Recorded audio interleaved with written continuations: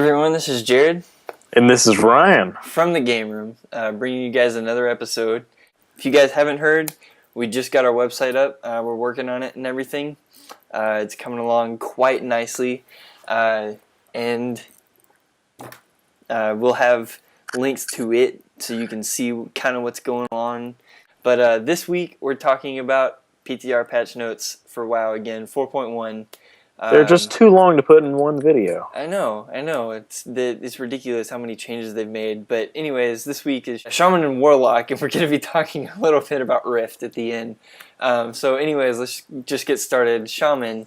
Fire Nova has been redesigned and decoupled from Shaman Fire Totems.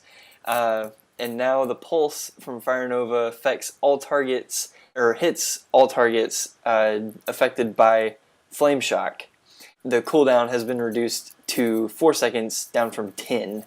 So, Elemental Shamans and Enhancement Shamans, good news for you. That's awesome. I like that.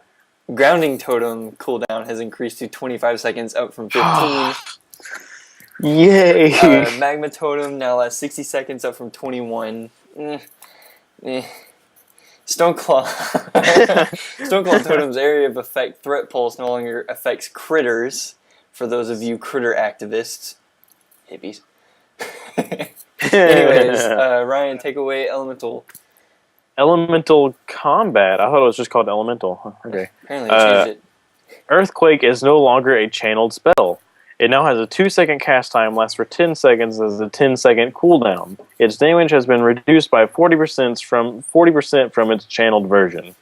So, I mean, Earthquake was already kind of an iffy thing to be the last tier main talent of the talent tree. I mean, no one AOE, as far as I understand, is not that great anymore. Yeah. But it's kind of a buff. You can use it a little bit more frequently. What? Go ahead. You can use it more frequently, and I think that's the main thing with it now, is that since you can use it more frequently, they had to reduce the damage on it. Because you can just kind of like plop it down somewhere and then forget about it. You don't have to channel it. Yeah. Anyway, that's it for Elemental. That's the only Elemental change. Enhancement. Improved Fire Nova has been redesigned by a talent called Season Winds. When an enemy spell is successfully prevented with Wind Shear, you gain magical resistances in the amount equal to what a protection totem aura would grant, also stacking with such buffs to the spell schools of the interrupted spell. And it lasts 10 seconds, which is ridiculous. Like, how are enhancement shamans not tanks? How? You better be stacking your spell pin for your PvPers.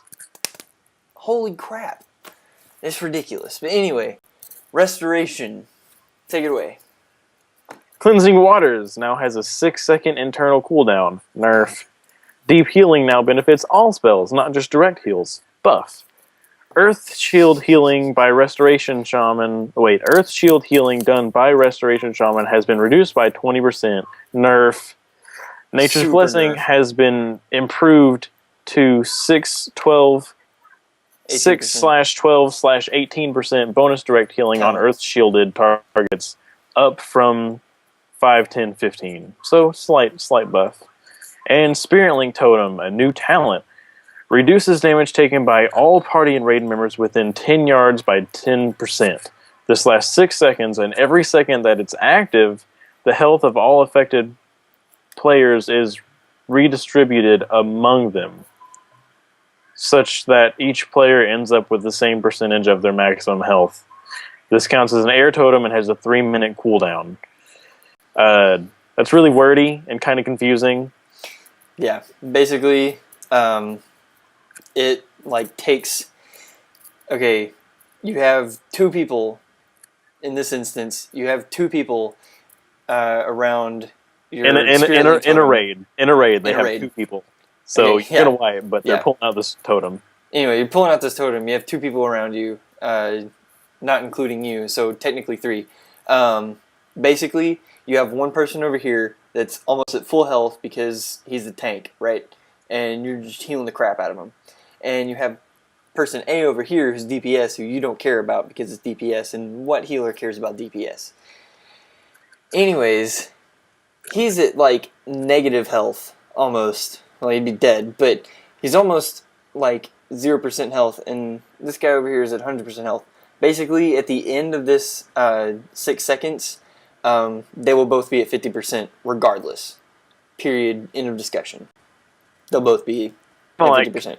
It's kind of like it makes sure that no one's one-shotted, but no one is at max health either. It kind of levels it out. It's just basic mitigation.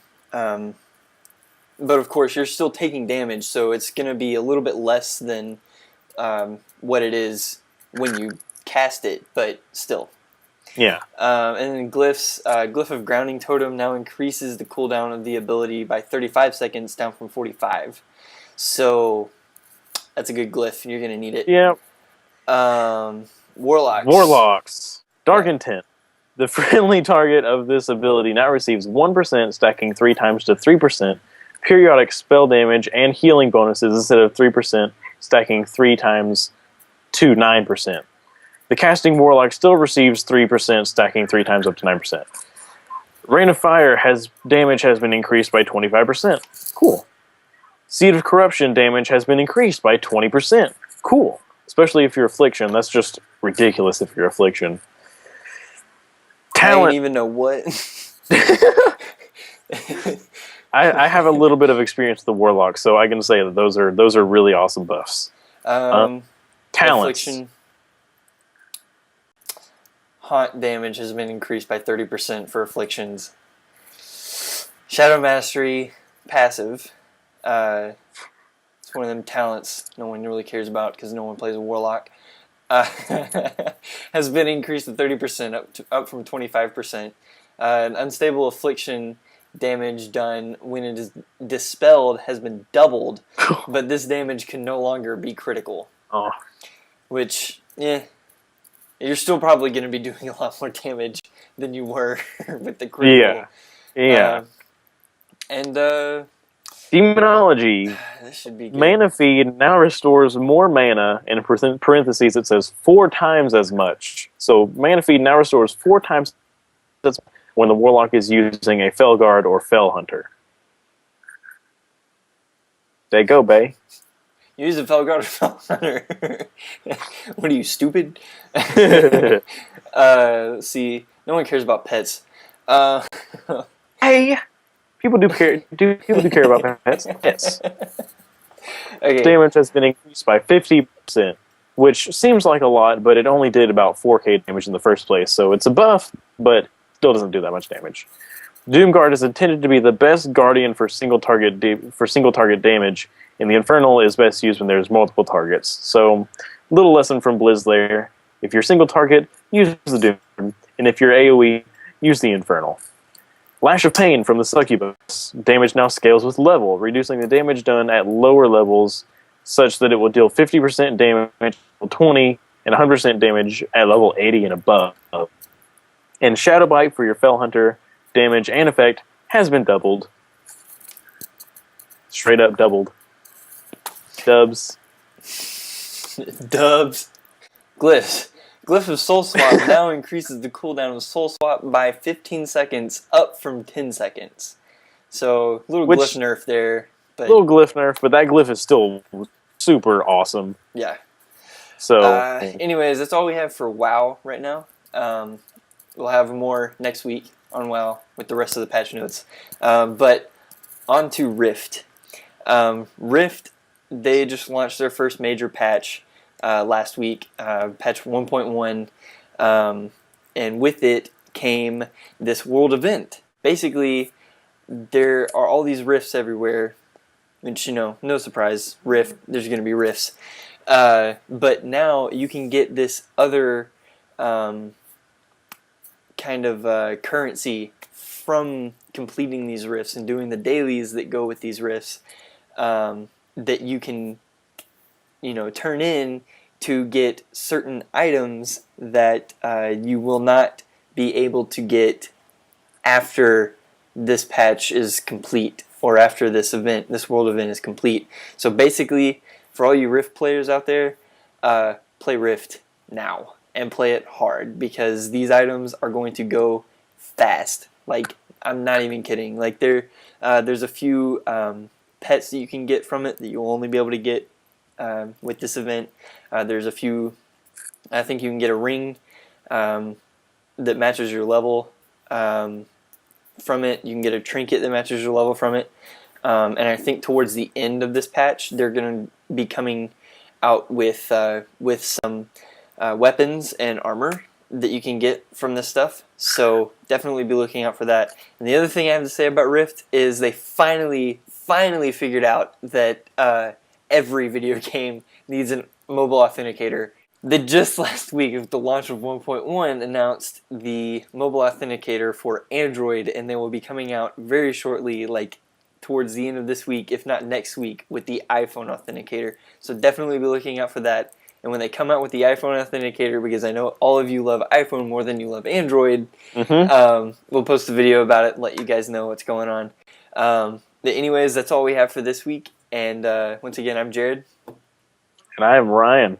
And yeah, don't forget to subscribe, comment, email us. All of it's in the description. You know, easy peasy lemon squeezy. You know what to do. You know what to do. You know. All right. See you guys later.